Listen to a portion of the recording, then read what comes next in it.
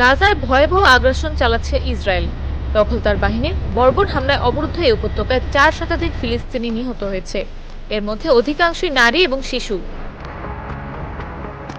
গত 19 জানুয়ারি ইসরায়েল এবং হামাসের মধ্যে যুদ্ধবিরতি কার্যকরের পর নতুন করে আগ্রাসী হয়ে উঠেছে ইসরায়েল।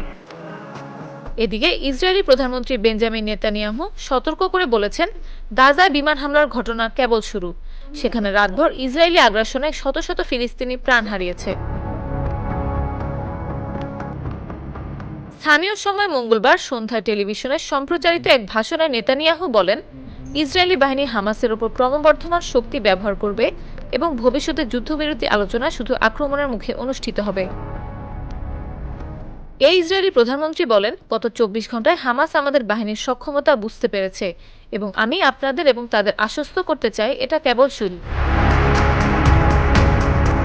তিনি বলেন, আমরা যুদ্ধের সকল লক্ষ্য অর্জনের জন্য লড়াই চালিয়ে যাব। আমাদের সকল জিম্মিকে মুক্তি, হামাসকে নির্মূল করা এবং গাজা আর ইসরায়েলের জন্য হুমকি হয়ে থাকবে না, এটাই আমাদের প্রতিজ্ঞা। গাজার স্বাস্থ্য মন্ত্রণালয় জানিয়েছে, ইসরায়েলি হামলায় এখন পর্যন্ত কমপক্ষে 404 জন ফিলিস্তিনি নিহত হয়েছে। এর মধ্যে অধিকাংশই শিশু। এছাড়া আহত হয়েছে আরও 560 জনের বেশি মানুষ। গাজার বিস্তীর্ণ এলাকা লক্ষ্য করে এই হামলা চালানো হয়েছে। এর মধ্যে দক্ষিণের খান ইউনিস এবং রাফা, উত্তরে গাজা সিটি এবং দের এল বালার মতো কেন্দ্রীয় এলাকা অন্তর্ভুক্ত রয়েছে। এই প্রক্রিয়ায় পুরো পরিবারকে নিশ্চিহ্ন করে দেওয়া হয়েছে। 2023 সালের 7 অক্টোবর ইসরায়েলের সীমান্তে প্রবেশ করে আকস্মিক হামলা চালায় ফিলিস্তিনি স্বাধীনতাকামী সংগঠন হামাস। এরপরে গাজায় পাল্টা আক্রমণ চালায় ইসরায়েল। এখন পর্যন্ত গাজায় 48,577 ফিলিস্তিনি নিহত হয়েছে। এছাড়া আহত হয়েছে আরও 1,12,041 জন। এদিকে গাজা উপত্যকার ডিফ্যাক্টো প্রধানমন্ত্রী ইসাম দালিসকে হত্যার দাবি করেছে দখলদার ইসরায়েল। মঙ্গলবার ভোরে গাজা জুড়ে ব্যাপক বোমা হামলায় ইসাম দালিস নিহত হন। ইসরায়েলি সংবাদ মাধ্যম টাইমস অফ ইসরায়েলের এক প্রতিবেদনে এ তথ্য জানানো হয়। গাজা ইসাম দালিসের পদবি ছিল সরকারের কর্মকাণ্ড পর্যবেক্ষণ কমিটির প্রধান, যা প্রধানমন্ত্রীর সমপর্যায়ের। 2024 সালের জুলাইয়ে ইসরায়েলের হাতে রহি মুস্তাহার নিহত হওয়ার পর তার স্থলাভিষিক্ত হন হামাসের ডিফ্যাক্টো প্রধানমন্ত্রী ইসাম দালিস। ইসরায়েলের প্রতিরক্ষা বাহিনীর ভাষ্য, দা আলিস গাজা উপত্যকায় হামাস শাসনের কার্যকারিতা নিশ্চিত করা এবং সংগঠনটির সব শাখার মধ্যে সমন্বয়ের দায়িত্বে ছিলেন।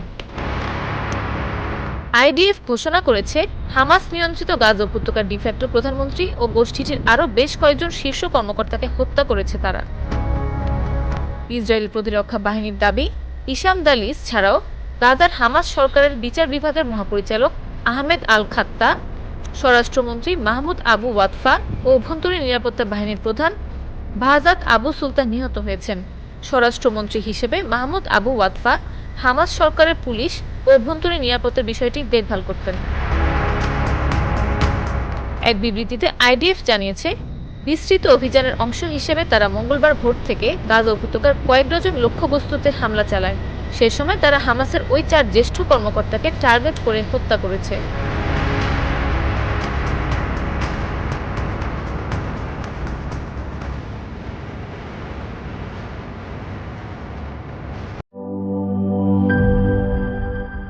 Enjoy the life, চলো উড়াই খুশি তুলে নিয়ে হাতে। Cheer up, oh oh, cheer up, oh oh, cheer up, oh oh, cheer up. চিল হবে রিফ্রেশিং মুডে। চিয়ার আপ, চলো উড়াই খুশি।